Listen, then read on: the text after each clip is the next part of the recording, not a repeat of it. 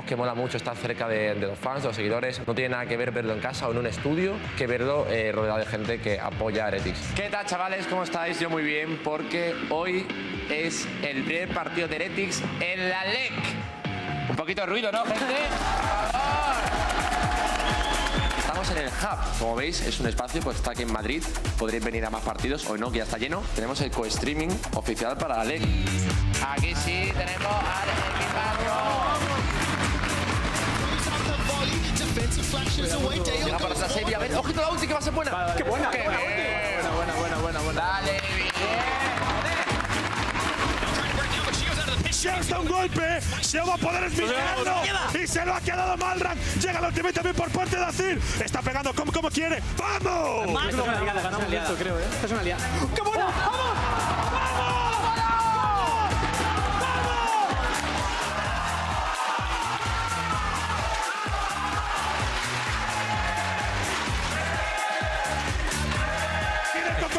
¡Viene Coco! ¡Viene Cocodrilo! ¡Shiro! ¡Termina ya! ¡Por favor, termina! ¡Siguen haciendo tiempo! ¡Bien! ¡Vamos, loco! ¡Se acabó la bufa de Sky! ¡Se acabó! ¡Se acabó! Yo creo que nuestro objetivo a día de hoy es diferente, ¿no? El de Koi y el nuestro. Nosotros venimos un poco con un camino más complicado, pero eso no nos va a quitar de que el clásico va a ser clásico. Es que se viene el primer clásico de la historia. Al final estamos representando a toda la comunidad hispanohablante y estamos representando también a nuestro país. Es que es muy tenso, ¿eh? En toda España se nota el elegir un bando. Hay gente un poquito que va con todos.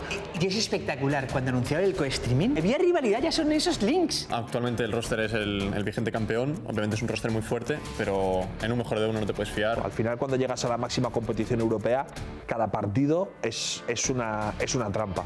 Pues ya pierde dinero pensarlo.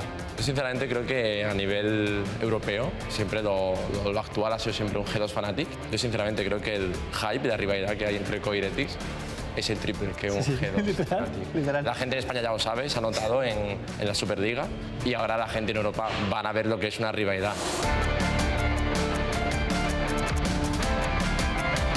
Tú imagínate, finales de la LEC 2023, Heretics Koi. No tienen O sea, te subes al escenario desnudo y das 5 mortales. Se venden las entradas en 10 segundos. Se venden las entradas en 10 segundos. Si nos llegamos a enfrentar en una semis o en una final, no habría... Saca prueba. No, si le abres va a hacer un auténtico destrozo, pero histórico.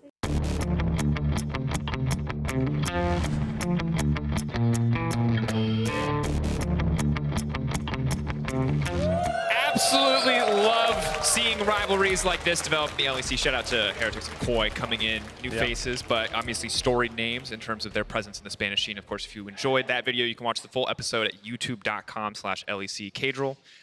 Will you cast a little bit in Spanish this game for us? I think I'll do un poco de español durante el partido. Tenemos dos equipos españoles, un clash de los equipos del país. Sweet. Y ya veremos quién gana. I'm just going to say your analysis is good every time you say anything, because I have no idea what you're saying. But I just said we've got two new teams to the league, and they're going to be playing up against each other. Two Spanish teams, two representatives from the same country. Of course, Ibai is, probably one of the biggest people in Spain, one of the biggest names in Spain.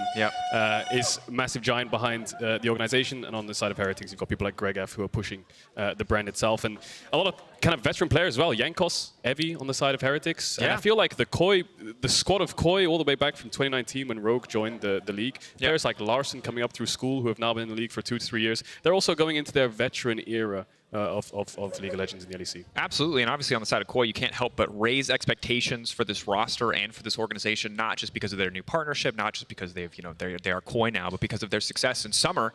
And we've seen some pretty excellent games for Koi. Now, we've seen excellent wins, I will say, or a good amount of wins, but some of the games have been super scrappy. And on the opposite side, for Heretics, we had the pleasure of talking to Yankos this week on Euphoria, and it's very much a long-term project. It's about growing and increasing the rate at which they grow rather than trying to really hit the ground running. So you got to feel for this team in the sense that while this is a rivalry that we know has so much hype injected in it because of the people behind the scenes, the players on stage, it feels like for Heretics at this moment, are just trying to catch up with the teams around them. So a lot of pressure because they've kind of been adopted into this rivalry as this new 5-man roster where it feels like Koi, expected to have a pretty significant upper hand. Trajectories are completely different. You've got Koi who's trying to integrate a new top laner, so their top side needs a little bit of fixing, which affects the rest of the team.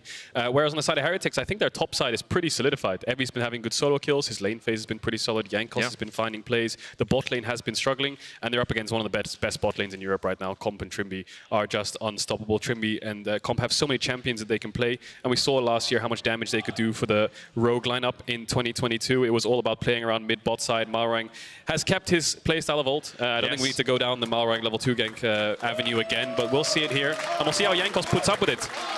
It was in those finals, Jankos versus Malrang, that I think Jankos underperformed in those finals. I think he had a fantastic year, fantastic regular season leading up to the finals, but in the finals he did just get slightly outperformed by Malrang, and we'll see what champion decides to play. Different meta, you know, back then it was the Jarvan, Poppy, Trundle. Now we've got slightly different shake-up with things like the Wukong, the Maokai, the Vi.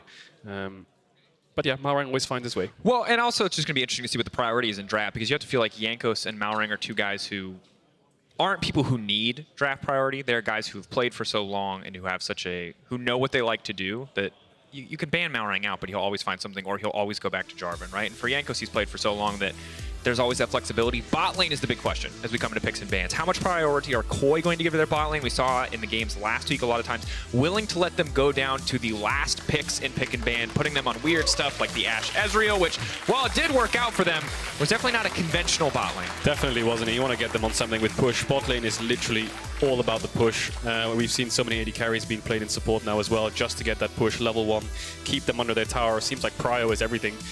As we see bot lanes being targeted there, Caitlyn, Ashe. There's a couple of power picks outside of the bot lane picks. Things like you know, the Maokai, the Sejuani, the K'Sante, the Ryze are the power picks that you're looking at for first picks if you're not opting into bot lane.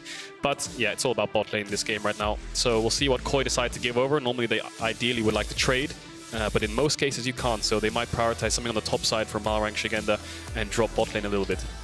Heavy, the thumbs up. He's feeling ready. 2 bans to the junglers, 2 bans to the AD, or at least the bot lane pool. And we'll have to see if both of the premier bot lane options, at least for the rest of this patch, cannot wait for the new patch, come out. The Lucian Nami still on the table. The Lulu Zeri or Yumi Zeri also still on the table. So I think this will be a tall task for Heretics if it does end up being top tier bot lane versus top tier bot lane. You'd have to give the edge to Comp and Trimby in that case. Kalista ban. Interesting. So Lucian Nami's up. Yumi Zeri is up. Koi could just ban something different here and just trade off. Or they could deny something like the Ryze, because if in the case that Lucian and Zeri Yumi are up, you just first pick Ryze and you take the other bot lane, right? So you want to make sure you can't make that power trade. It's up to Heretics now. I think, what bot lane do you prefer the most? Or do you want to just go for something like K'Sante, something just different, Wukong, like a Vi, or anything like this? Because if you pick Vi here, then they're more going to lean more towards Lucian Nami. Then you can take Zeri if that's your preference. But Lucian first pick, would be very surprised if Koi don't go for the Zeri Yumi. Have the options here. Have a bit of time also if they want to lock that one in. Unlikely that Heretics try to take away anything other than the Nami in the following phase. They could try to split up the duo. This is...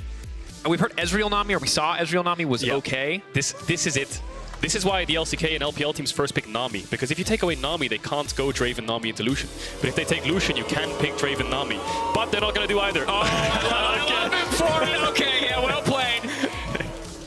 Taunting a little bit with the boost coming in. Oh, and it's an Elise. It is an Elise, interesting. Paired with a Yumi lane, so expecting some kind of power pick towards topside. I mean, if Koi are really feeling it, they can pick Renekton on 3 and just say, we've got 3 AD carries. Ezreal, Sivir, Zeri would sack the AD roll a little bit, but it will get your topside rolling, but we'll see what they decide to do. Yeah, curious to see how they're going to round this out. You have to assume AD will be pick 3 here, maybe sacrificing mid lane. The response from Heretics, locking in support Nami, easy first pick call out there. Do they want to match jungle here is the question, because I look at Malrang on this Elise, I look at how well Shigenda has been playing in lane, and I think top dive, baby. Make it happen. Yeah, I think Vi could go really well pairing against the enemy AD carry. Something like K'Sante blind, Renekton takeaway could also be good here on 3 to deny that dive threat from Elise. We'll see what they opt into, though. Syndra is another one which you could go into, but it looks like they're going to go for a safe top laner. They're sacking Jankos here, saying we need something that can trade evenly or play safe top and not get dove, and K'Sante is our option. Now, Koi could respond here with Renekton, sack their AD carry themselves, or they could just respond with Zeri and then find a top laner on 4. Depends on how deep Shigenda's champ pool is. Interesting options here. Gwen would be pretty conventional from what we've seen in the LPL. It's a really nice matchup because, of course, K'Sante wants to go Iceborne Gauntlet, but it's entirely armor. There's no MR there, so Gwen has been a solid option there. Gnar, though, we saw earlier today, can be good. Instead, it's going to be the Sivir locked in. Makes sense. Obviously, you could just ban the Sivir as well as the Zeri for something like an Ezreal to come out if it does go into second ban phase. I feel like Kassadin is something I would lean towards the ban here for Koi. When I think of Larson, I don't think of something like set mid. We saw Faker play with things like the Elise, where you can just instantly dive bot. you think of something like Azir that's just going to slot into this 4 pick. So as much as they might bang something like Wukong and Vi, I'd be a bit cautious around giving over Kassadin here to Ruby if they pick mid on 4. Of course, they can just pick top lane counter pick and counter pick mid, right? But that's the case of, do you want to give over Azir then and let them have it? Because playing Kassadin there, if they do play something like Vi Azir, won't slot into your draft as well as it could into theirs. So we'll see what they do around jungle mid picks. Very curious as well, especially once you've locked in an AP jungler, and we know how impactful Elise can be in the early game, but if you're also playing an AP mid laner, it makes it so easy for a champion like Kassadin to survive the lane, like a Jax potentially as well to come out on top. So seeing the Jax band away, trying to make sure that Evie has a positive matchup on the top side. He has played 3 games of K'Sante thus far. This will be his 4th. See what Uganda wants to take into it. Yeah, I think Renekton ban is a little bit of a no-brainer here for Heretics. Just take that away. They've actually left Vi open, so they're confident in playing that jungle matchup. I think it is Elise favorite, and of course Sivir has the spell shield, but with the Smite you can find a window to get the knock-up onto Sivir. But I would be very surprised if they don't take away Renekton here on 4. It would just be the easy 4 pick for Shigenda. Similarly, Sivir can just go real fast and run away. Counter moves. Counter, you just run real fast. Try to outrun the Vi. It won't work, but you'll get her very far away from her team. So the Renekton ban, as called out here. Aatrox still an option. I like it with the Yuumi a lot. I like it significantly less, at least for early dive threat compared to the Renekton, but it has been banned. Yeah, Fiora is a good pick as well, but it just makes dives a little bit harder because you don't have setup. Ideally, you want setup for the Elise to get the stun so she can land the cocoon. But they're going to go for it. Okay, so I mean, it's a good matchup, but it just makes the dives a little bit tricky. We'll see if they go for top dives this game. I mean, I think they'll be inclined to, playing with Yuumi Elise. Bot dives will be a bit difficult against Lucian Nami. But, I mean, allow scale on side lane. Not so much team fight here for Koi. A lot of single target damage and pick potential. Yeah.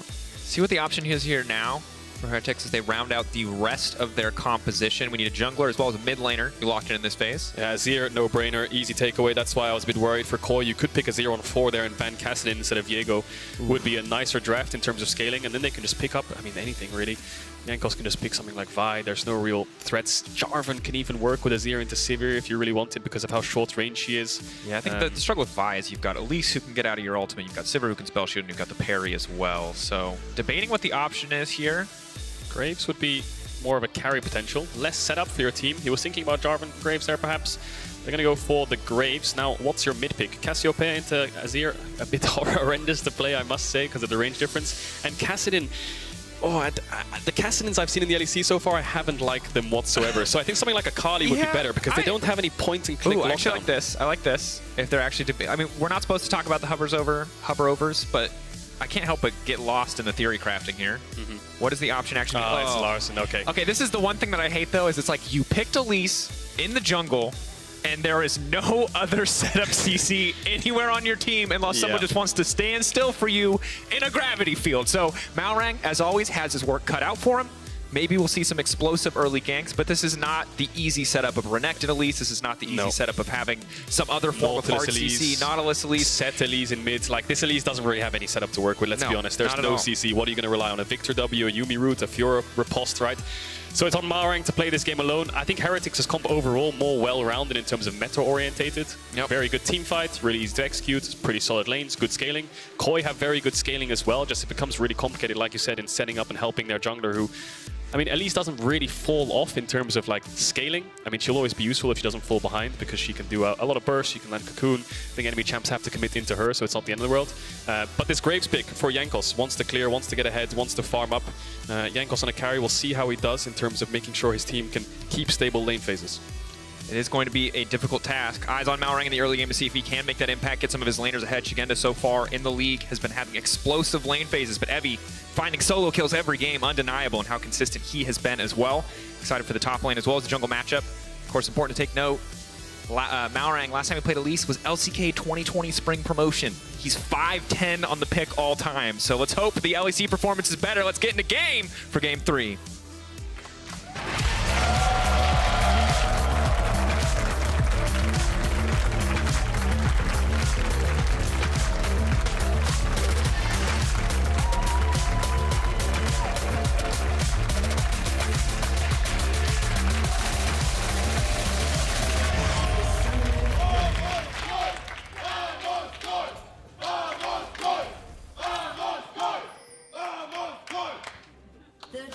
Vamos Koi. All right. Thank you, audience. Vamos Koi. Let's Okay, side note, you took that jacket off and you're ripped. Not really. We'll talk about that on the podcast. This is not time for the podcast. We are in game, and I'm going to warn you right now, as much as I want Ruby versus Larson, showdown to the death, fight for the pride of Spain, it's Victor versus Ear. It's going to be a bit of a snooze fest, but this early level 1 action might change that. There's already contesting, a little bit of early jungle pathing going down. You got to ward over the wall into the red buff, trying to get as much information on the Elise as humanly possible. Yeah, we saw Shigen the ward blue buff there. We'll give information as to where Jankos is starting. If he's there, then they know he's starting top side. If he's not, they know he's starting bot side. Mauring going to start Raptors here with W, it looks like. So maybe what he does here to time out the ward, if we could get the camera towards Mauring here, observers, I think what he might do is, hang on, they're going to invade. If Mauring does Raptors here, Jankos, does he know that he's going to go to Raptors? Yes, he does. This is really smart by Jankos. Can he smite it away? No, he can't. Now the question is, if he takes a couple of the small beaks away, then Elise can't get level 2, but neither of them can get level 2. So this is really awkward for both junglers. Jankos just kind of has to run away. I like this because Elise's level 1 is great in terms of jungle clear with both forms W, but in terms of actual dueling, this champ does literally nothing. So that felt like such an easy contest, especially when you bring your top laner alongside you. The downside, of course, not smiting that objective away. Jankos now moving into vision means that you don't really get a lot out of the exchange. So because of this ward on the red buff, what Mauring would do is he would do Raptors into Krugs, and then he would go to red afterwards, and he would do that as his third cap. And by the time he gets there, the ward would have timed out, so they wouldn't actually know where he started, but he would have cleared his red, so it can't be invaded on. So what he was going for was pretty smart, but the Jankos' late invade shut it down, and now Mauring is level 2. He's going to finish his blue buff here, but I don't think he's going to get level 3 off it. See what he can look for, though. Just wants to ideally get towards level 3 and try to make a play on any lane. Blow someone's flash. Jack Spectra getting aggressive. Nice trade onto Comp. Trying to punish here in the old Yuumi lane. Go long enough, that champion's going to be quite problematic using the strength. So you see a bit of early trading back and forth. Again, they're not quite able to proc the mark there. It does make the trade just go slightly in favor of Evi, but over time, the sustain, the grasp, as well as the mark procs from Fiora will eventually go in her favor, even if Evi is matching the grasp. So both junglers on the bot side of the map. Ruby taking an early cheater base there, pushed in a couple, 3 waves, I think it was, and then just takes a base. We'll see if he TP's back. Wave state looks like it's close to Victor's tower, and he is. So, Mauring level 3, what's the play? Doesn't actually have red buff, didn't take it, but neither does Jankos. He could walk in and try to fight him, but instead he's just going to drop a ward, get a little bit of vision for when Jankos goes towards that scuttle crab, and then use his top push to take red and top crab, by the looks of things. But Mauring might see a play on mid. Larson, level 4, does have access to that W. Debating what the option is going to be here. Mauring now walking back in. I think he's going for the gank, not for the camp. Ruby has to be careful here. Cocoon over the wall, so connect. It's easy. Queen follow-up setup, and there it is. I take it back. Gravity field, excellent combo coming out there. Ruby caught sleeping in the mid lane. Yeah, Ruby ideally actually kind of playing the lane a little bit wrong there. He needs to stay on the top side of his ranged minions because the only direction I think Elise can come from, because Jankos' top is from that bot side. So a bit of a misstep there, really easy Cocoon. If you can shoot a Cocoon out of Fog of War onto the enemy mid laner, their positioning just has to be a little bit off. Jankos now around mid, but I don't think there's much to do here. Larson's he might get his flash, but Larson probably just runs down here, kites down into the river to his bot lane. Dashing gets a little bit of a slow there. Good damage, good follow-up. Larson must flash out to safety. Jankos is going to flash follow. Yes, slow. Red buff now ticking. He can't go forward because of the gravity field. So Barney Ruby wants it! You gotta respect it there. Ruby thirsting for the kill. Makes it a 1-for-1 in what was a very long exchange. Ooh, those tier 1 boots on his ear paying off. Manages to close the gap, gets the kill. Will TP back here, Larson, so he won't lose too much in the lane itself, but great play there from Jankos. So Mauring based and bought Sorcerer Shoes. He must have Future's Market or something. I'm not sure how he afforded that, but anyway, level 3 coming behind. Spectra trading, immediately going to try to get out of that one. Comp now flashing out to safety. Jankos moving in, nice slowly but surely. Trimby body blocking the red buff, now ticking onto the cap. I can't just leave back to safety because there's no more hearts. Easy going in on the Comp. Jankos on an absolute tear. He's everywhere on the map. Mauring going to flash, going to connect. Can just go right back up into the air now, trying to keep this trade going. Level 3 to level 4. He needs to get out of this one. I don't think they have the burst to finish him off, but they can do a lot just to get him out of the lane. Madre mia, que partida de Jankos. 1-0 and 2 right now on the Graves. 100% kill participation. Both junglers just keeping up each other's pace. Mauring is playing Hex Flash, Futures Market, Elise, I think. First base, Sorcerer's Shoes, just trying to find... But is he going for Drake? No, he's Hex Flashing over the... Well, red buff's down. I think he thinks that red buff's up, but... Jankos' red buff has expired. Is he going to dive mid now from this Hex Flash? There's no wave to play on. Maybe if they push the next one in. Ruby, does he base on his cannon wave? Can Mauring... He's going to stop his base. Little pumpkin spider? Yeah. Nope. No pumpkin spider. Not gonna do anything. Malrang's his whole top side still up. Actually, every single camp is up other than his blue buff. 18 CS. He's just running around looking for plays. And this is what I'll say. We were so hyped for Bo versus Yo-Yo. This wasn't on our radar, but it should have been. This matchup is an absolute banger already, completely delivering. We're gonna have to hold that thought because suddenly top lane's all inning, and we might just see another solo bowl from Evie. But in the end, it's just gonna be the flash burn traded for the ghost. Yeah. Side taking down. Ooh, getting frisky. Nice dash back from Chigenda. Yeah, really looking for that gap close there. Evie doesn't have access to the ult. Trying to punish before that level 6 from Fiora comes through. Will crash the wave pretty happily and expect him to take a base here. No need to overstay on this side of the map.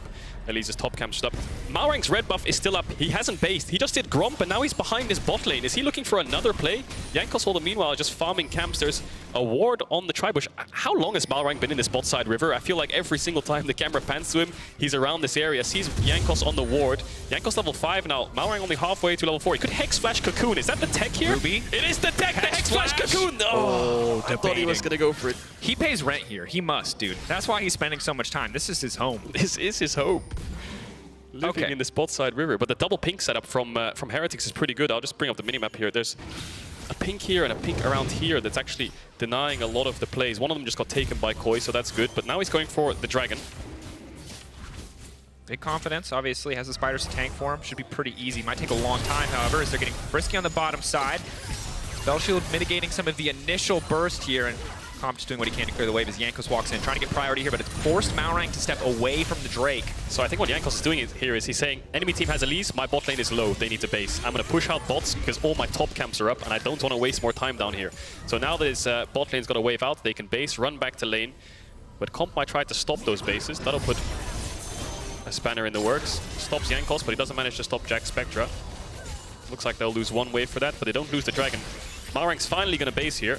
Surely he goes to his top camps. Can we just, let's do a little quick check in here if I can get this to work. What's the XP looking like in that jungle? Oh, Malrang. Oh, there's Malrang. Right at the bottom. And this is what I'll say, I love Malrang because he's like the guy, whenever you tell someone to be themselves, most people don't do it, Malrang does it. Malrang does it every time. He's not faking a persona whatsoever. This is just him. So finally we'll take his level 1 red. Will be very squishy, so that should be pretty easy to pick up. He's got his Dark Seal, got his Ampto, Herald's up. Yeah, level 1 red. Now he's level 5, he's catching up now. Level 6 for Jankos though. Does he do Raptors and Crux? No, he doesn't. He's going top. Will he Hex Flash over the wall here? Jankos is level 6, he wins the 1v1. Yep. He's still trading aggressive, the pullback. Ooh, getting the ult. Nice cast on the ult there. Yeah. Going through the stun, coming in from Fiora. Unstoppable's the stun, smart by Evie there. Does get the remainder of the last end of the stun. But Jankos is a level up on Malrang right now, and he knows he wins 1v1, so he can just force Herald if he wants to take top crab. Malrang's options... Maybe he thinks that his Raptors are warded, so he's just running around to his blue, and now he's going to go to Drake, I think, because he must assume that Jankos, he sees Jankos on Herald. The thing is... He's just going to Drake. Kadro, I need your perspective on this. Is the answer to falling this far behind just to keep psycho ganking? Like, do you you're so far down now that you just keep flipping the coin and praying it comes up heads? This is the way the game works. Like, you flip the coin a few times and it never goes in your favor, and your ults keep getting smaller and smaller. You just have to keep going. Otherwise, there's no play to be made. He's basically, I mean, I don't want to say he's useless now because it's only 9 minutes into the game, but he's really far behind jungle XP situation. So just keep forcing. Look for bot dives, take away big buffs, try to force objectives. You won't even get 6 off this red, I think. I think what he ideally needs to do is start soaking lane XP. That's what I would do. Just hover around just in range and just say, oh, sorry. And this is, again, where I want to give credit to Jankos. These are two players who have a lot of experience playing against each other. And I love this Hex Flash. This is so much value. Although they're going to spot him out on this, and it should be easy for Graves to come contest if he wants to, although his bot lane does have Priority, which could slow down the process. He has Umbral Glaive already. That's really, really strong for the Graves. So they will stop this dragon. Yeah, Jankos is too strong, but Malrang can maybe find Ruby. Stun. He's level 8. He needs to repel the ult. Just a little tickle, but with enough time and a red buff, he can finish him, so Ruby's going to walk out of there. That chunk should secure them the dragon now. It's a bit hard for Ruby to fight unless he has time to TP back. If Jankos can stall here, then maybe they can find a fight, but I think Koi is just going to disengage after the dragon falls. Malrang has all his bot camps up still, needs to hand over blue buff. Malrang's level 5, Larson is level 9. It's 10 minutes into the game. He doesn't have an ultimate ability, so like you really need level 6, Kadro, you know? Druid-based. Just spitballing here. I mean, he's playing Elise, just gank everyone. What else is your job? If there is any player who I would love to just like be inside their head to hear what they're thinking, it is Malrang. just you just listen for like 2 seconds. All you hear is gank, gank, gank, gank, gank, gank, gank, gank, gank, gank. Another smaller voice very quietly says in the background, camps. He shuts that voice up. No! Gank. Which, you know, I respect. PvE gameplay, it's also, not for me. Most junglers who, I think he's in a thing over 6 now, but in the moment, most junglers who are 2 levels down at 10 minutes, they're like, blue buff? I need it. I'm too far behind, sorry. No, Aaron just gives it up. He doesn't care. Which is respectable. It's going to be half the CS of Jankos after a few more camps. Okay. So looks like Koi's going for a swap here. They think they're going to herald top. Good read on the play. We'll see if they get there in time. Now coming in. Heavy just continuing to trade here. Ulti does go down. Unstoppable back in. Big damage in this form. Something goes all out. They're trying to finish together before the rest of the team gets here, but now Heavy's just going to get taken down. Healing coming in on the backside as well. Larson making sure there's nothing else for the team to get on this one. 1-for-1 in the end. Really aggressive by Heavy there. They didn't even have a wave, so he just kind of, as soon as the range creep died, there was nothing to really play on. But Koi read the lane swap really well. But we'll keep our eyes on Comp. What's his movement? He was running towards bot side now. He needs to catch a mid wave. Him and Larson ideally need to swap soon. But Larson should be able to clear the wave in front of Team Heretics' face. Jankos wants to drop the Herald. Marek's hovering. I love these lane assignments, though. Jack Spectre getting very aggressive, but level 10 Larson, you can see already starting to hit like a bit of a truck, especially when he has that extra adaptive force coming in from the Yuumi. Yeah, no Herald placed. About a third left on the timer of that Herald. Heavy's going towards bot. Shigenda as well. They're matching. Both have TP. No Unleashed TP for another 2 minutes, but the Sivir gets really outranged, so you'll see Ruby can push in the wave and then he can decide where he moves on the map. You don't really want mid lane to be pushed in like this. You want Larson down here and Sivir just to clear top wave so that Larson can cover. Because this way the Victor gets no cover and then Heretics can dive top. Yep. So the bases are coming in, we'll see if they swap. And I think this is the wave that Jankos will play on. You can see him running up there knowing that they need to base. He's going to place the Herald. You can see Evie on the bot side just continuing to trade aggressively. Sante obviously, see it across the world. Champion who just wants to keep fighting. Herald will finally drop here on the top side, a minute and a half until the plates fall. Gonna get at least 1.5 off the charge here, potentially 1 follow-up as well. Malrang coming around the corner, maybe just wants to smite this, maybe just wants to slow this push down as another Hex Flash takes him over the wall. One very sneaky spider, but no, don't know if there's much else for the play there. So a lot of gold in the back pocket of Heretics. Good early game so far from Heretics. I thought the Elise would be the bridge here for the Sivir Victor into the mid game in an even footing. And as much as they are somewhat an even footing, I think it's not been too bad. Graves is ahead. The gold is allocated on the right members. You've got gold on Graves and Lucian. That's exactly where you want it. The only pain, I think, for Heretics is the first dragon went over to Koi. Need to start stacking those up. We'll see what soul it is. Shigenda losing out to Evie. Looks like Evie's just been all-hitting him every single time his ult's up. Didn't get it off this time around, but with Shigenda having no flash, he's paying respects. Jankos could be around bot. Malrang's sprinting towards the bot side to try to cover, and TP likely to come back. Yeah. Jack Spectre and Mercer now walking up. Hoping to get a little bit aggressive here, but have to be careful. Cleanse now coming out. Immediately going to take the exhaust off in the mid lane, though. Big damage. Larson looking for the solo, but he cannot get it in the 2v1. Heretics will find the kill. Great play there by Jankos. 2v2 fight in the top side. Summoners blown by Jack Spectre. Still has the flash. A lot of offensive summoners used by Koi's bot lane. Kraken Slayer doing so much damage when the Yuumi route comes through. Ruby will get a couple extra plates. Gold still pretty even between the mid laners, though. I gotta say, I feel like we've been casting a million fights, and despite it all, the gold is still dead even. Yeah, looks like the shuffle just comes in. Larson flashes it, and Ruby holds it, knowing that he'll flash, so he just matches it. And there's really not much Larson can do against that play. It's the power of Azir. You know, it scales really well, has good wave clear, incredible team fight, but it also has mobility. Orianna, Victor, these mages don't really have mobility. That's why in pro play, Azir is just the S+ tier of mages. Absolutely, he's king. I mean, in the early game, before you have items, you can just be a big playmaker, kind of scoop them back into your team, and as you get later and later in the game, more than enough damage to carry in a way a Victor or Orianna would from the safety, from the distance. But Jack Spectre and Mercer, these are guys who struggled when we look at the last week.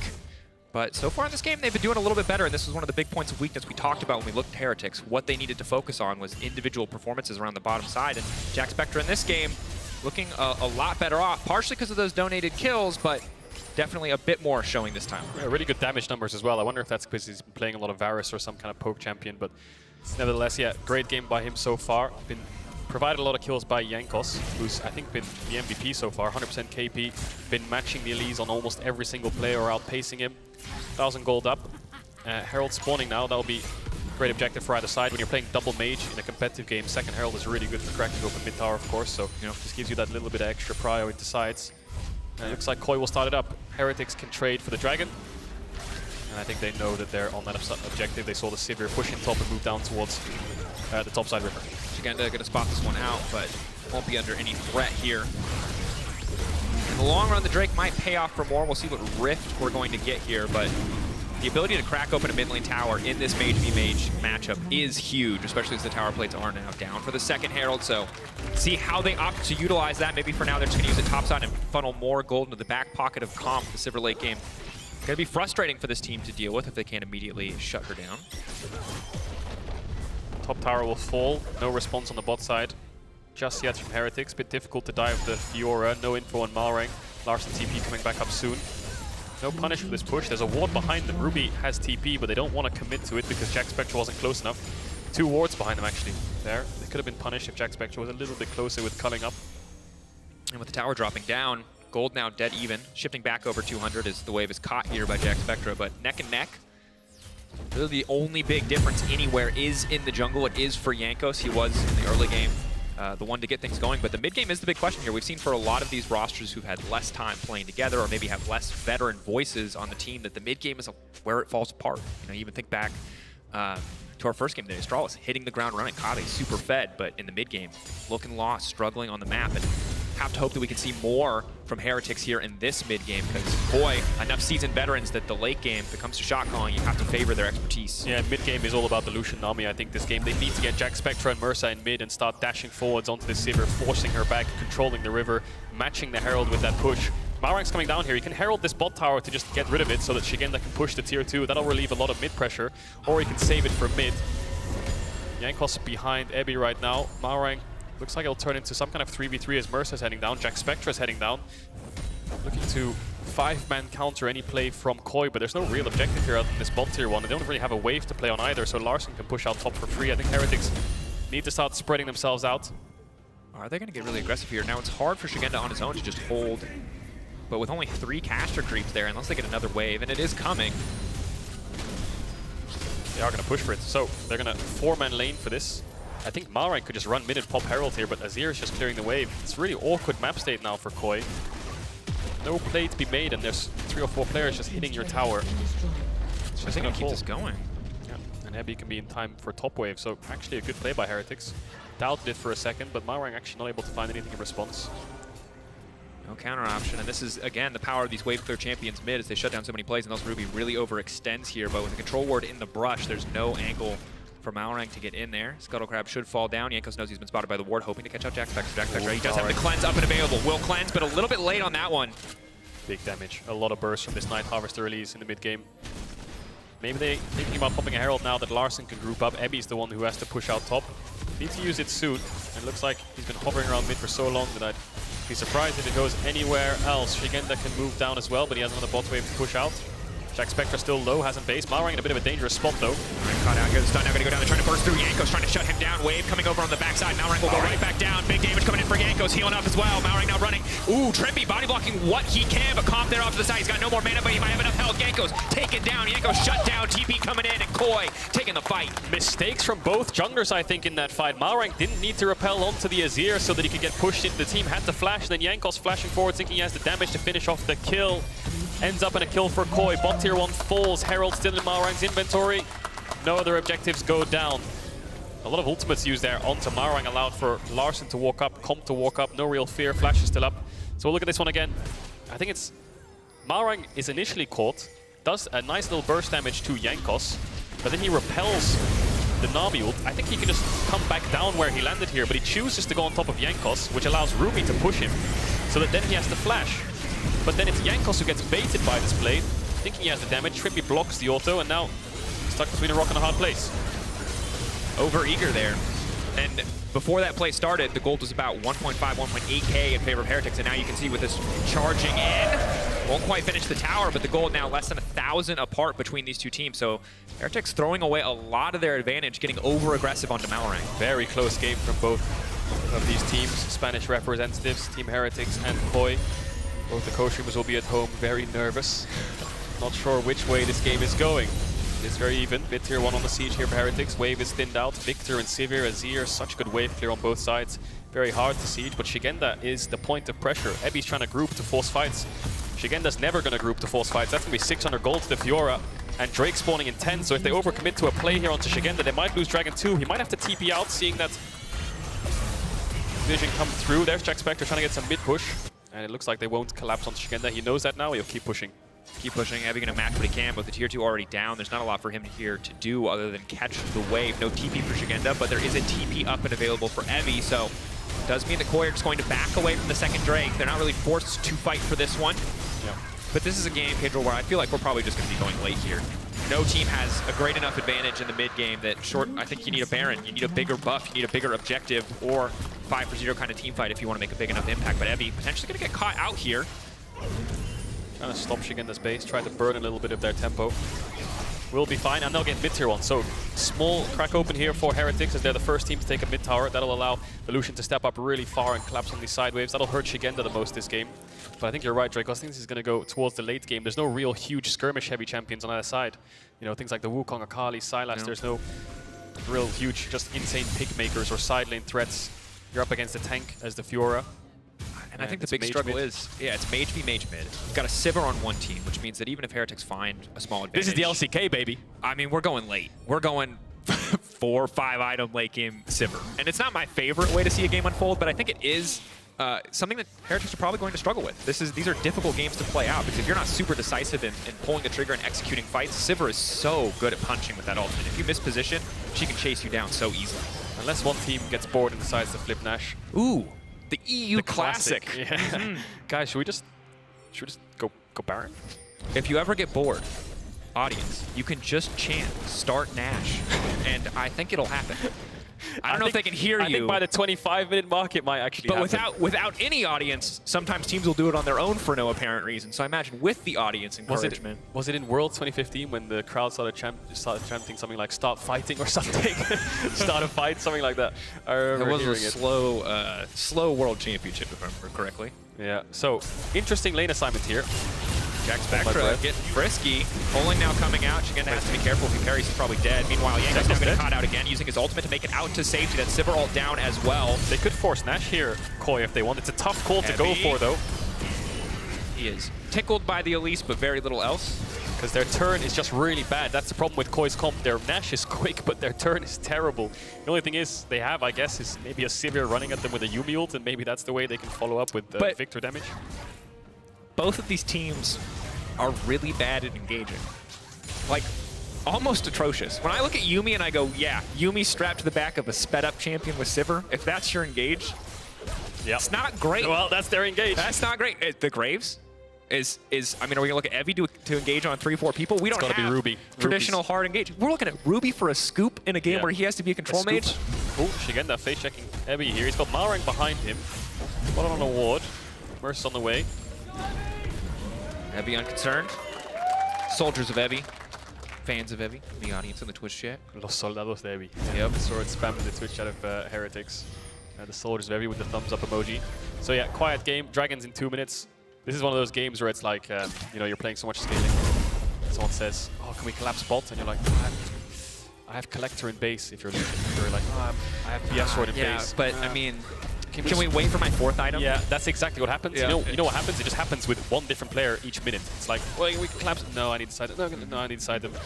And it just takes forever. It's like when you're trying to make plans with your friends, you know, and everybody's got something on different days. You're like, oh, well, yeah, today, sorry, I already made plans. Oh, yeah, well, I've got this other thing. And it's just, it never quite lines up. You need a group calendar. Yeah, but you need it to line up for all 5 players, because if 3 of them show up to the party or the bar or the event, that means they're going to be flipping Baron and they're going to die. And we've seen a lot of teams not be on the same page thus far this season. They need your help.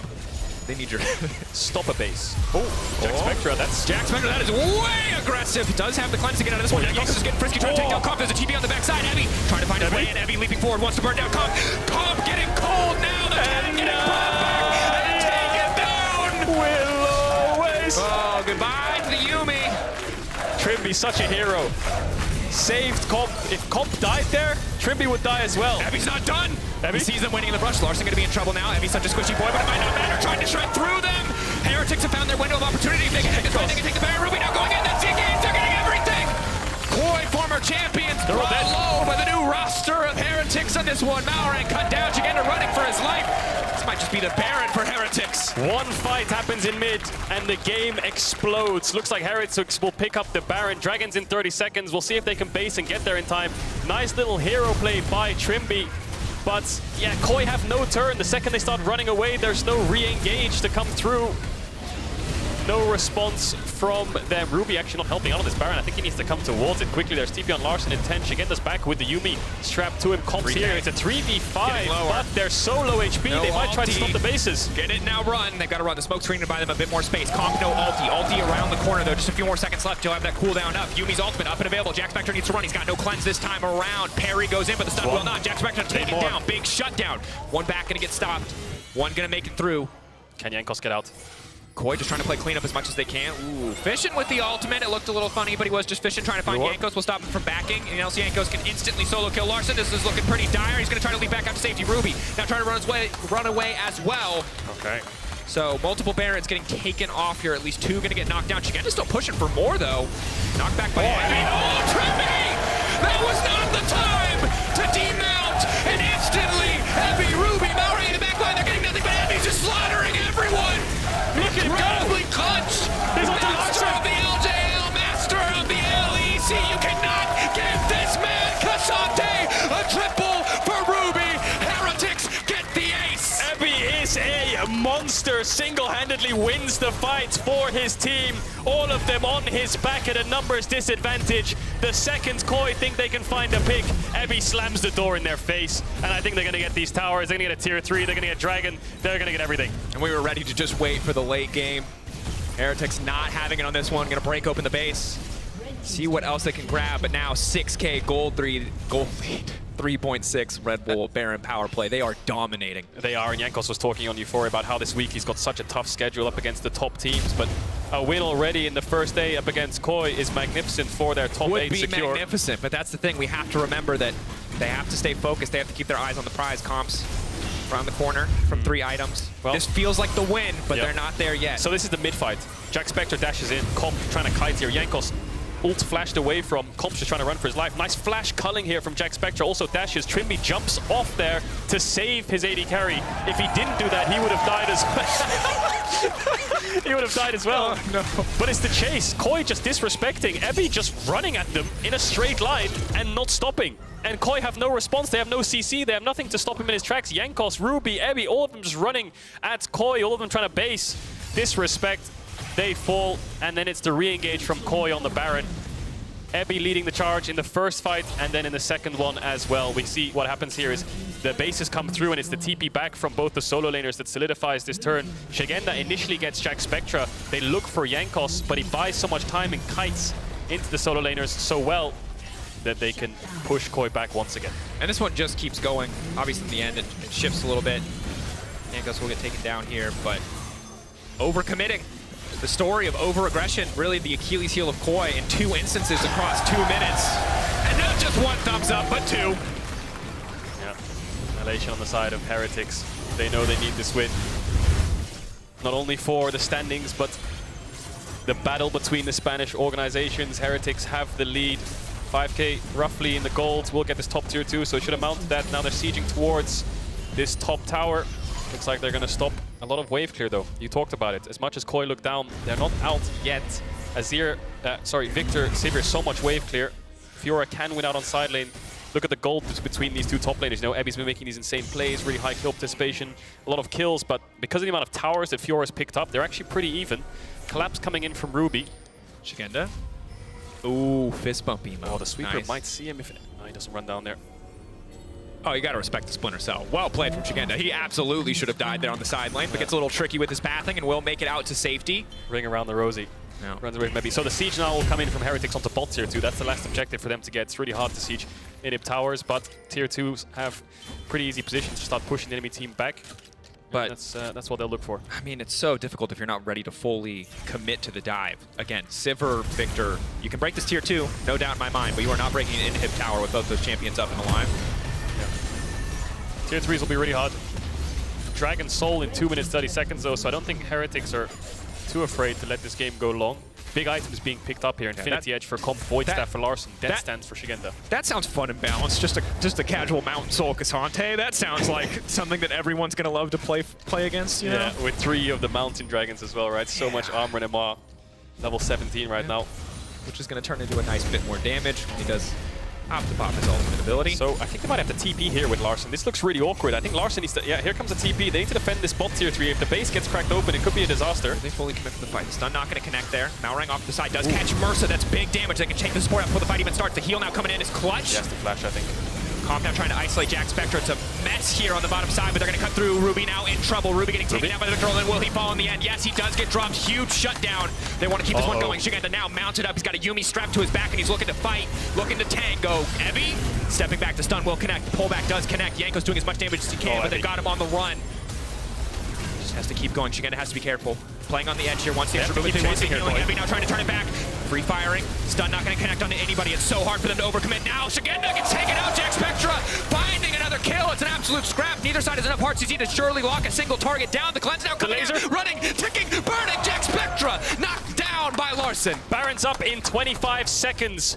40 seconds on Jack Spectra, 40 seconds on Shigenda, but Shigenda has TP. I think Koi are going to make the call here to rush it down. There's a minute until Dragon, so this is going to be really ballsy. This is going to decide the entire game if they stick around here, because if they get caught and die, they'll lose soul, but if they can get this Baron in base in time, then they can contest the soul, taking away the blue for now.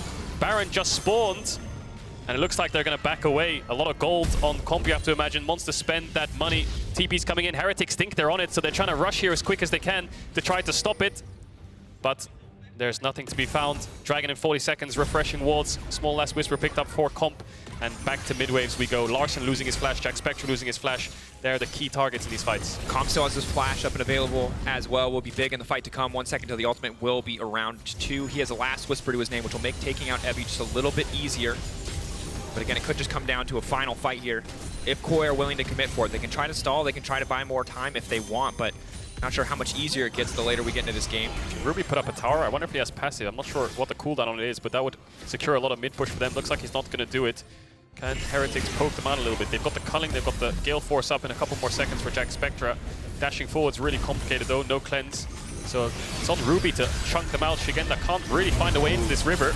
Pullback will not connect. Culling coming out, just trying to chip them down. Ulti now coming in from Comp, but it's big damage. Evie now trying to step over the wall. Knows the grand challenge has been issued. Shigenda taking his time, playing this one slow. The team now retreating. Again, problem for both of these lineups. They do not have immediate, reliable, hard engage. If you're not willing to fully commit to a fight, it's so easy for either side to just walk away, and now Mountain Drake will fall in favor of Heretics. It's gone, yes. Soul's gone, but is Koi looking for a Baron here? They're pinging it, but they're really slow towards it. I think if they instantly turn towards Nash, they probably could have picked it up, but here it is. Comp can get a little bit of lifesteal if he has Bloodline, has the red buff too. TP's coming in from Ebby. I don't know, do they have the time to get this? Looks like they'll do. Will they be able to get out though? Burning down. Will make it out. An objective bounty getting the Baron now as well. Jack Spectra keeping the chase going. Evie keeping the chase going. Oh, Ebby. Here he comes. Here he comes. Massive. Evie in the midst of everyone unstoppable. Now trying to trade back and forth. He's got the ulti up and available. He's going to bring it back in the midst of the team. But Evie just going to try to get out. Huge shutdown. Over aggressive Koi, keeping their composure, taking the objective, walking away as 5. Looked good for a second there, but the repulse stunned up Ebby, so he couldn't actually do anything. And it's 33 minutes into the game. So many items on the Victor and Sivir. They will melt through the Cassante. So Soul picked up for Heretics, but Baron picked up for Koi. This game is not over yet, even though they have the Soul. We know how much damage the Victor and Sivir can do the later this game goes. Shigenda will be on the side lane with that Baron as well. You can see the supportive items coming in for Trimby. And the thing is, we hyped this game up so much because of what it means for a Spanish rivalry, but on paper, this should not have been a close matchup. It's 4 out of 5 of our summer champions. Credit to Heretics for keeping this game as close as it has, and obviously Koi recovering incredibly well from what was a pretty desperate early game from Malrang. This is the other side of the Malrang coin, where when it doesn't work, it can often go pretty far south pretty quickly. Yep.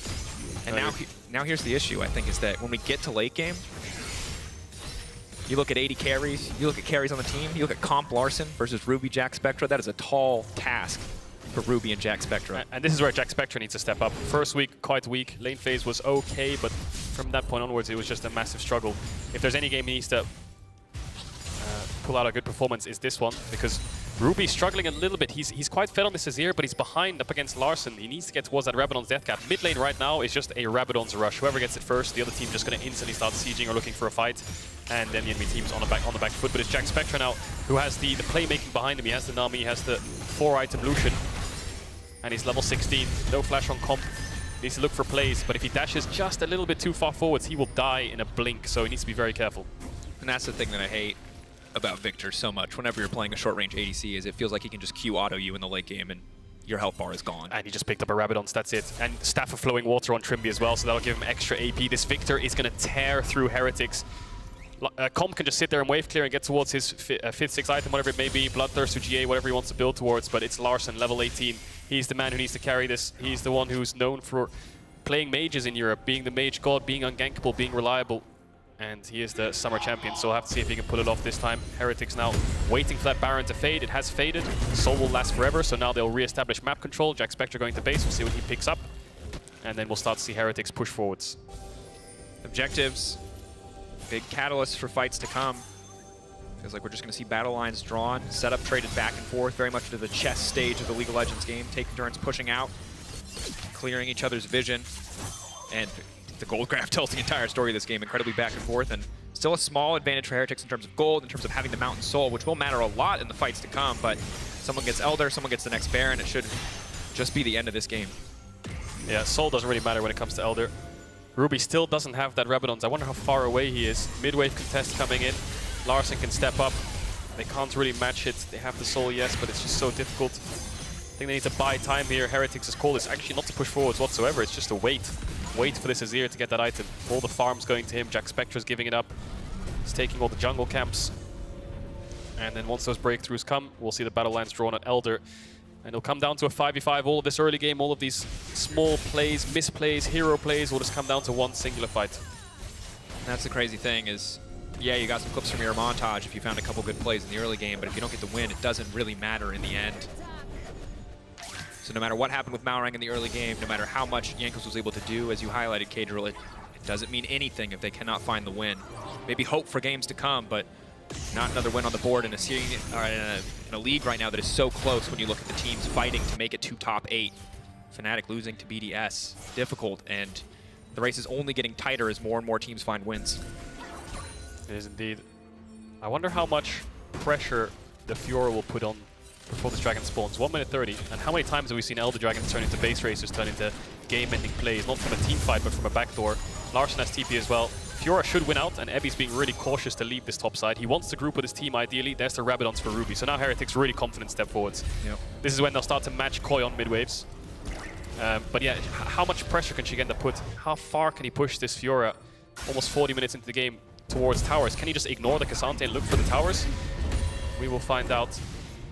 And I think at this stage, this is where you're really relying on your veteran voices from either side to make those calls so that you can be on the right side of the base race or the Elder Dragon. And every single small decision you make this late in the game can be game-defining, at least around those big objectives. I think who picks up the next 3 CS is probably not super game-defining, as there is a death cap now completed for Ruby. Creep score matters, though. It does. It does indeed. Everyone's just trying to get the S+, bro. Everyone's just trying to get it. Dude, I swear, some games I should have got the S+, but I just didn't. Yeah. We'll see if Jack Spectre can S+ here. Risky Comp, but he has the ball for the wall. Immediate cleanse, take him out to safety. Comp blinking health bar, but he's healing up so incredibly quickly. That cocoon from Malrang actually saves Comp from having to flash away, so heal for cleanse trade. Not the end of the world. Trimby will be able to heal up Comp. Mana will tick down though. Ebby's actually pushing out top, so he wants to be really on top of these side lane situations. 8 seconds on the spawn. Midwave coming in. Jack Spectre really trying to force this with his rapid fire. Dodges out on the W, doesn't get slowed. Here's TP from Ebby, a bit aggressive. They could try to punish that if they want. Full on 5v5, getting prepped up here in the mid lane.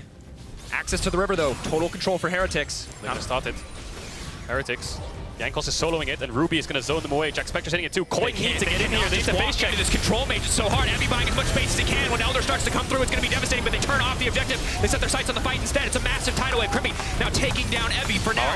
Man advantage. Malrang does have the Zanya. Shigenda ready to come over the wall. Comp standing on the backside, trying to throw as much damage as he can. Malrang taking burning. No, from downtown. Collateral damage. Jankos. Smoke screen buying space. Now the retreat coming up from Team Heretics. Ruby away from the rest of his team. They smell blood in the water, and Koi want a little bit more. Flash over the wall to safety, but Shigenda going in, finishing the job, parrying the soldiers. They will not push him back, and the objective now in the sights of Koi. 2 down on the side of Heretics. Malrang down on the side of Koi. There's no smite here for Koi. They need to be very, very careful. Jankos can try to get in the pin and steal it away. Shigenda getting chucked out a little bit there. Mersa and Jack Spectre cutting up in 8 seconds. I think the cutting could be what forces Koi back here.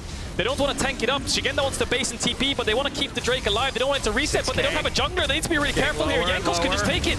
Jankos might just finish the Elder. Can they finish it? It's the 50-50. He wants to get it. Jankos will lock the objective down. No TP from Shigenda either. Pings on the Baron. 20 seconds on Ruby. Really confusing call there from Koi. If they want to base switch again, then TP in, then why are they keeping the Dragon alive? Heretics can just walk in and take it from them. Smite down, and as much as Ebby and Ruby won't have the buff, Jack Spectre and Jankos will. Can Koi find something off the back of this? They have a little bit of tempo towards the top side, but I don't think they can rush down a Baron. There's a blue orb on it. They have to catch this mid-wave. Ruby can TP now. There it is on the bot side of the map. Comp still has flash, but yeah, they're up against an Elder Dragon here. Heretics can just rush down the Baron and then start pushing in the base. They have a top wave to play on as well. Koi just getting a little bit too greedy, a little bit too hungry for that objective, willing to flip it. Now we got a TP going into the bot lane. I like this from Shigenda. It's really their only option. Ebby doesn't have the Elder, neither does Ruby, so try to play around that. Match the Fiora into the Cassandra. Try to push him in, buy time for this Elder to fade. I will say though, there's only 1 minute 20 seconds on this Elder left.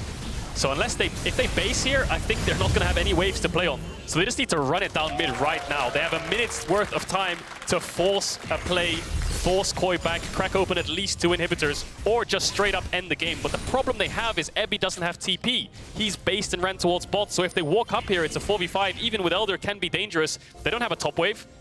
So Heretics, how can they work around this timer? Mid-inhib should be guaranteed, but after that, I think they're a bit slim on objectives. 50 seconds. Ebby pushing in the bottom wave as quickly as he can. Maybe they can get 2 inhibitors off of this. Look to end on the next big objective, but Koi just going to do what they can to buy time or try to spot any weakness. Look at isolated members. Mercer has to be careful about where he's going to position.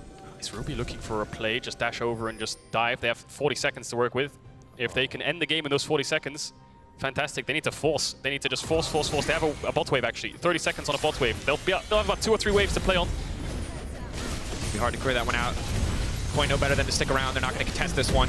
Let the inhibitor fall. Fight at the Nexus. So much tension. Can they find the angle? Can they pull the trigger? 15 seconds left. Comp getting chunked out. Doesn't die. Their way in. Koi needs to pick their place to fight. Comp base. He's so low, he's going to die. Jack Spectre incredibly powerful now. They're trying to keep this fight going. GA now coming out, but when he comes back to blinking health bar, he's going to get cut down an instant. Flashing out to safety. Team Heretics pulling their way into the base. It's Elder falling away. Still, the pressure's still keeping up. Team Heretics immediately going to back away. Koi hold the line for now. They had to sacrifice Comp's GA and his summoners. He had to step up past his whole team, clear the wave alone, die, and then flash out. That was the only way Koi could save the game, and Comp managed to pull it off. This might come down to another Elder fight. There's no real way they can just start sieging top. Maybe they'll have 1 wave to play on with this Baron buff if they can all rush top right now. But it's a tough ask to try to end on that. Koi.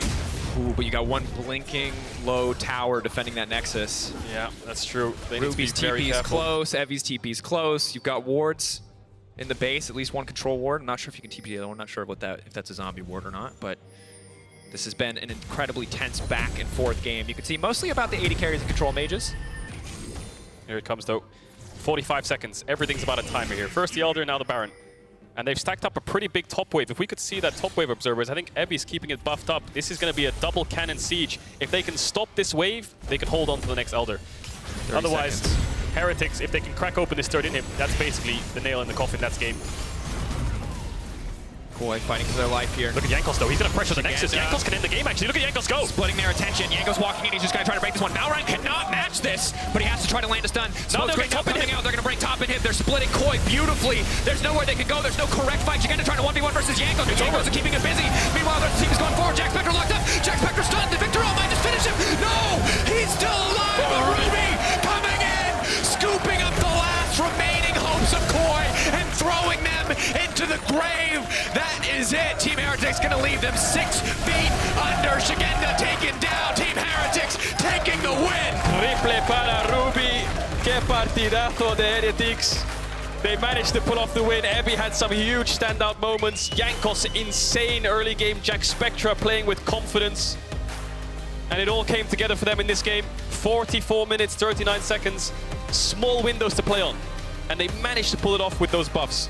Really, really great team play. Really smart play from Jankos. You saw the wealth of experience coming in there, just running it down mid. The fact that they kept their composure, the improvement from week to week, just in this first game, and it is just a single game, but the improvement that we saw from week 1 to week 2 from these players individually was incredible. Jankos, I was skeptical when we saw the Graves, but it was an immaculate performance and early game. And obviously, I feel like the man of the hour, despite incredible performances across the board, is Evie.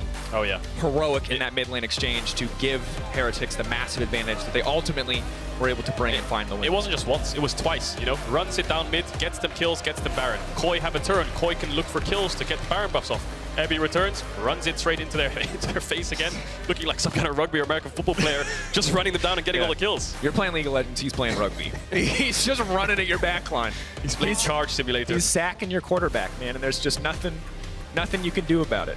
I don't know why I'm making an American football reference for a Japanese player in an EMEA league, but here we are. Here we folks. are. It's been a weird, it was a wild game. It really was. Really back and forth. Fantastic game. Yeah, when you look at the names and the organizations behind it, this is the kind of game that you were hoping for. Back and forth, nail biter, coming down to final fights, final moments. And again, on paper, I did not expect this. It is incredible credit to Heretics that they were able to put up such an immaculate performance. This is a team that just wanted to make it to best of 3, just wanted to make it top 8, and they just took down one of the teams that we expect to be title contenders in the league. Yeah, I don't know the exact number, but I think roughly 4 wins is probably a sweet spot, actually, in a single round robin to get to the double limb, the best of 3, sorry. But yeah, insane game on the side of Heretics. A lot more of that, please. A lot more of that. I'm More sure of those games. The streamers at home were probably losing their minds. Ibai and Gregor just going crazy. Werlib just losing it. But yeah, great game. Player of the game on Twitter, at LEC. Evie, Jankos, Ruby are your options. You know who it is, though. You know who it is. I think we both know who it is. Now it is time to hear from Aranea, Heretics team director, sitting by with Lore.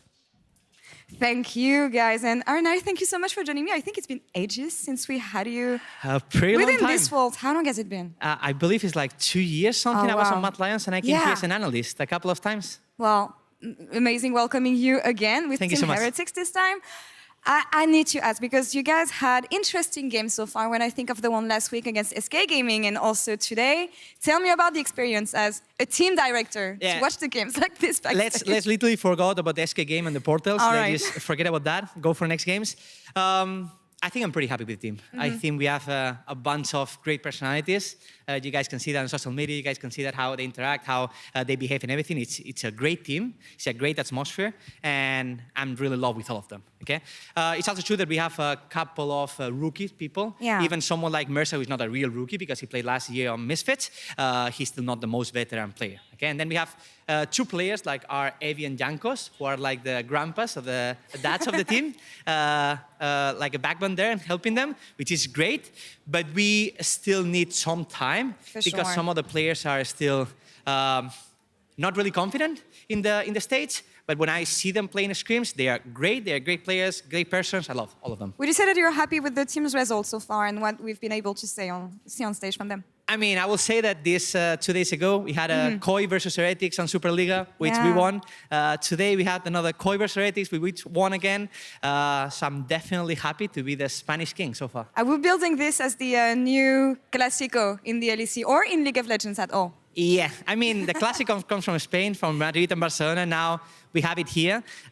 People doesn't realize how much of rivalry there is between Koi and Heretics, between Gref and Ibai, between all this, all these big orgs in Spain. It's insane. This reality is really beautiful to watch, and Spain is huge. So I love to bring it to LEC. Gotta love bringing new rivalry within the League of Legends scene. I have to ask, the day you show up is the first time we have Elise picked in the LEC. I know this is a champion that we've been used to seeing over in the LCK, LPL as well. Tell me about the champion, how much you like seeing it as an aficionado of this champion. I mean, I'm a fan of Elise. I love Elise, the champion. When I played professionally, I was playing like Lee Sin and Elise only. Almost, I was like a 2-trick. I love the champion. And one of the things I love the most about the champion is like, he gives so much space to the early game. It's literally fast-paced game. You play things like Elise Renekton, Elise Nar, something to use, keep diving top lane. And he's a great champion for the fans to see how much action there are. When you have a meta where like a Wukong, Vi, just a scaling, Yumi, 60 minutes game, no kills. It's a bit boring. When you have Elise, literally it's a pack action game, and I love that. And I think we'll keep on seeing this champion. We have Jack Spectra waiting on the other side of the studio with Ifya right now. Anything you can tell me about this rookie within Team Heretics? Because he's the only remaining member from the team last year. Just wait a couple of weeks, a couple of months, and people will talk about one of the best AD carries in the Western, but he still needs some time, but I know the guy is overall really, really good, like we saw today. You heard him. It's going to pop off in a couple of weeks. Arnai, thank you so much for the interview. Thank you, Laura. Pleasure having you again. And Ifia, back to you. Thank you so much, and muchas gracias a ti, Álvaro. Estamos tan felices que hayas vuelto. And yes, Heretics, they take down Koi. And you didn't hear it because you don't have an in-ear, but Álvaro was asked about your performance. And I know that you tweeted after last week that, you know, you were going to show a better performance, that you took it really to heart. And he said, well, just keep your eyes open. Jack's going to be one of the best ADCs in the league in a little time. And let's kick it off like that. Do you feel better about your performance today? I feel like I played better, yeah. I think I'm playing something that I'm more comfortable with, that I also showed like experience on in the past. And I feel like as a team, we also played better. And I feel that there were some mishaps in the mid game, I think. But other than that, like I think I'm still getting caught a bit too much and still dying a bit too much. But I feel like the aggressiveness I showed today and the willingness to dash in and play my champ the way I think it can be played is something that I feel like is not that unique to me, but it's something that I bring to the table, and I'm glad that I was able to show that today. Hey, and Yamato, a coach always loves to see, I guess, that the aggression is tried, even if it backfires, for right? Sure. It's much easier to work from the other way around. I've also watched some Jack Spectra games, you know, in the RLs, and he was always the guy that was dominant in lane. So I'm happy that this is, you know, coming forward. I saw the Lucian Nami, definitely felt better. I wanted to ask you actually, because I think from outside it's so easy to underestimate how much things change when you move to LEC, because you have to go into the gaming house, the pressure is different, the schedule is different. Now you're playing a super week after super week. What has been the adjustment for you in terms of handling all of this pressure at the same time? Yeah, it's been a bit tough, like more tough than I expected. I think 3 game days in a row, it's like you have one bad game and it's like, okay, it doesn't matter. You still have to play now 2 games in a row right after. And then also we have now a longer scrim schedule than I had in ERLs. So every day is kind of longer, so you have less time for yourself. I mean, I would spend that time playing anyways, but it's more like concentrated, right? It's like now you have this, like we start kind of at 11 and kind of finish at 8, and it's like, that's a long day. But I love it and I enjoy it, but it's still, I can feel the pressure, and after last weekend, I could tell that people weren't happy about my performance. Just not, I could tell it from my own perspective as well, I felt it. But at the same time, a new element popped in that other people were now telling me that they weren't happy, which is kind of new. Like, sure, people watch ERLs and people do comment, but the expectations and the overall amount is very different. So, like, if you have a bad game in ERLs, it's like one guy maybe comments, and in LEC, it's like hundreds of people. Yeah, so I mean, it's part of, I guess, the whole story, right? Yeah. Of the, he's almost joining the league, he's not, it's so exciting, and it builds, it builds, it builds. And of course, then, you know, not everyone is as nice or as, you know, respectful of the process. But I like that you say that, because it is part of the skill set of being a pro player, right? It's not just in the game, it's also all of that stuff. Yeah, I think especially at the top level, like so much of it is mental. I think like how confident a player is really determines a lot of how they do. Like, I feel like, especially once you get to like Worlds, the difference between the top teams, a lot of the time it's not really skill, it's like team synergy and confidence that I feel like determines who's gonna win. Yeah.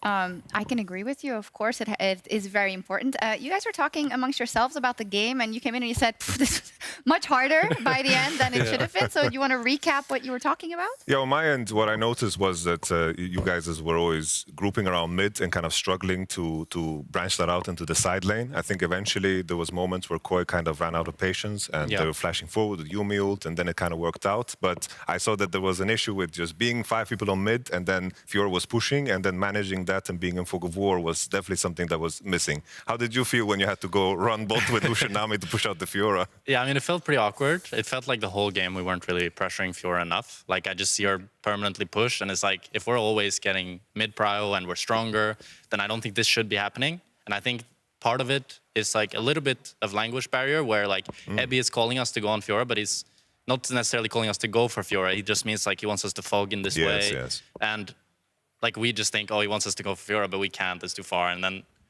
like, once you have that misunderstanding in game and the play doesn't happen, just like that, the opportunity is gone. Of course, It's like very fast, so everybody needs to understand each other instantly. And I think right now we are good at fighting on mid, but we're not that good at like pressuring on side and like stopping people from playing the map. and we're still very slow. That's like every game I feel like we're very slow compared to other teams. But I think that's the type of thing that we can work on. And I think today we showed a much better early game. And I think overall we showed a lot of progress from last week. I mean, this is a huge victory. I mean, also because of the whole Spanish rivalry that's growing. Yeah. But regardless of that, just versus the reigning champions. I want to ask you if you guys have a plan for if Evie doesn't get Xante, because he gets it every game and he smurfs on it. We were expecting him not to get it today. We were thinking like, well, they're probably going to ban Xante. He's had it every game and looked really good on it. And then they left it open, and we were like, okay, I guess we'll pick it then. And I mean, this game, I think he showed why you should probably ban it. I think that champion is incredibly strong, but I think that's a pretty bad win rate in LEC. It does well and it gets solo kills, etc., but it's not often translated into a win. That's true. Yeah, I think the team fighting is actually pretty hard on the champ, because it has like an overloaded kit, but you need to actually reach them. So you kind of need to like really know the champion's limits very, very well, because once you do reach them, you can just take over like Evie does. But I think some of the other EU top laners aren't as like experienced on the champ, so they haven't been able to achieve the same success. Oh, this is so great. People are cheering so loud for him too. Can you hear it? It was really nice. Okay, well, thank you so much for that, and congratulations, Jack. Thank you very much. All right, we're gonna head to a break, but when we come back, it's time for G2 versus SK Gaming. Be right back.